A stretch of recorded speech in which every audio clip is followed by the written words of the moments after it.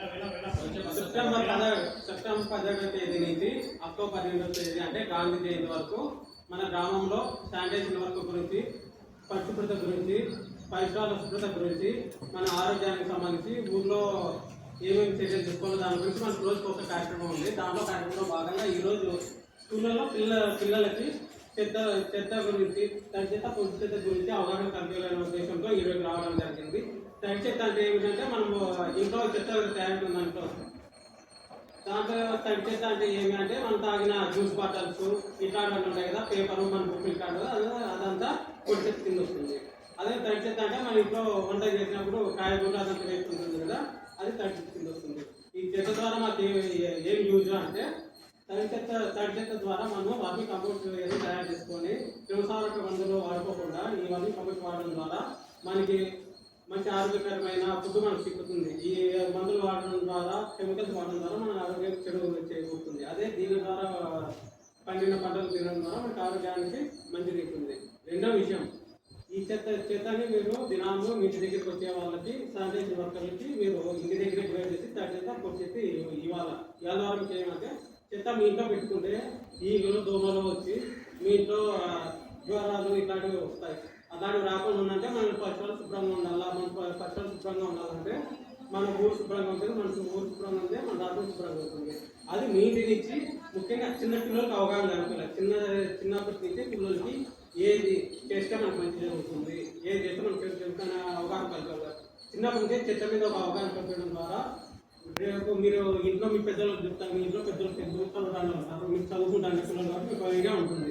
చిన్నప్పటి నుంచే పరిశుభ్రత గురించి ఎట్లా ఉండాలో, శుభ్రంగా ఎట్లా ఉండాలో, మన శుభ్రంగా ఉంటే ఏం జరుగుతుంది, మనకి జ్వరం రాదు. జ్వరం రాకపోతే మీకు ఆరోగ్యానికి వచ్చే డాక్టర్ వ్యవస్థ తగ్గుతుంది. డాక్టర్ లేకపోతే డబ్బులు ఖర్చు అవుతాయి. అదే మీరు ఇంటి దగ్గర నుంచి శుభ్రంగా ఉన్నారంటే డబ్బులు ఖర్చుగా మీ ఆరోగ్యం బాగుంటుంది, మీరు బాగా చదువుకుంటారు. కాబట్టి మీరు ఈ స్కూల్ లెవెల్లో నుంచే పరిశుభ్రత గురించి, పరిసరాల శుభ్రత గురించి మనం అవగాహన కల్పించుకోవాలి. కాబట్టి మీరు అందరూ ఇంటికి పోతానే తినేప్పుడు చేతులు కట్టుకొని చేయడం, ఇంట్లో చెత్త ఉంటే చెత్త పుట్టులు చేయడము, దినం పద్దెనే మీరు సైకిల్ దొరుకుని వస్తాం మన ఊళ్ళో వాళ్ళంతా. వస్తానే మీ అమ్మ మీ నాయన పట్టించుకోకుండా మీరు చెత్త పుట్టు తీసుకొని వచ్చి బయటికి చేసేయాలి. ఎందుకంటే మీకు ఇచ్చినప్పటి నుంచి అవగాహన కల్పించింది, మీకు ఇప్పుడు చెప్తాను కాబట్టి ఇవన్నీ మీరు ఇంట్లో అమలు చేయగలరు. ఓకేనా? అదే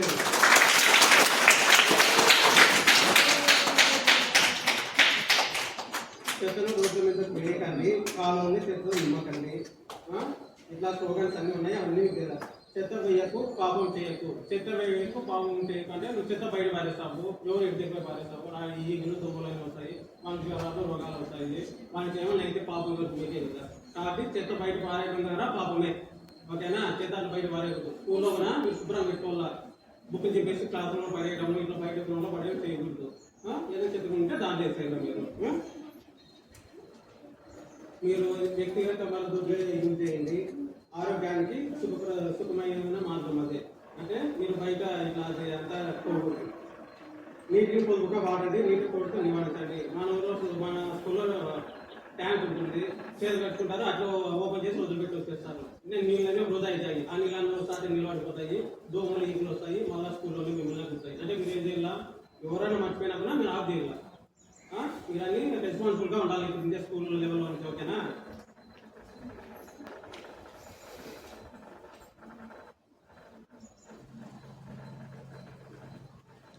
ఒక్క మాట, పరిశుభ్రత బాట. మనం ఒకే మాట ఉండాలా, మనం శుభ్రంగా ఉండాలా. శుభ్రంగా అంటే మన ఆరోగ్యం మాత్రమే. ఒకే మాట పరిశుభ్రత బాట. పరిశుభ్రత ఒక బాటగా మనం ముందుకు పోవాలి. పారిశుద్ధ్యం సమాజ ప్రగతికి చిత్తం. మీరు క్లీన్గా ఉన్నారు అంటే మన ఊరు బాగుంటుంది, మన ఊరు బాగుంటుంది, మనం రాష్ట్రం అంటున్నట్టే మన ప్రగతి సాధించామనేది మీరు ఇండివిజువల్గా మీరు క్లీన్ ఉంటే ఇదంతా క్లీన్ ఉంటుంది అని, అంటే సమాజం అంతా అభివృద్ధి ఉంటుంది అని. ఓకేనా? కలుషిత నీరు తాగవద్దు, ఆరోగ్యాలను కొని తెచ్చుకోవద్దు. ఎలాంటి ఆ నీళ్ళు తాగకూడదు, పరిశుభ్రమైన నీరే తాగాల.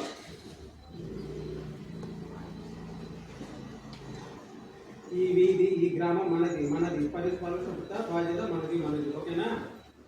పరిశుభ్రత అంటే ఈ పరిశుభ్రం పెట్టుకుని కానీ మీ బాధ్యత అన్నది కాబట్టి చిన్నప్పటి నుంచి మీరు అన్నీ అలవర్చుకోవాలి. ఓకేనా?